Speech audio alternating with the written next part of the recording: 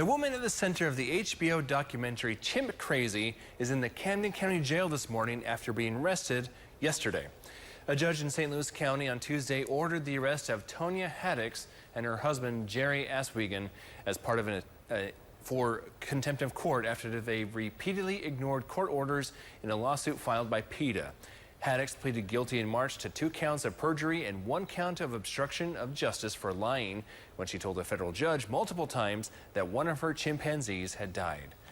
The Chimp Crazy documentary series was released last year and followed Haddix's legal troubles with her chimpanzees.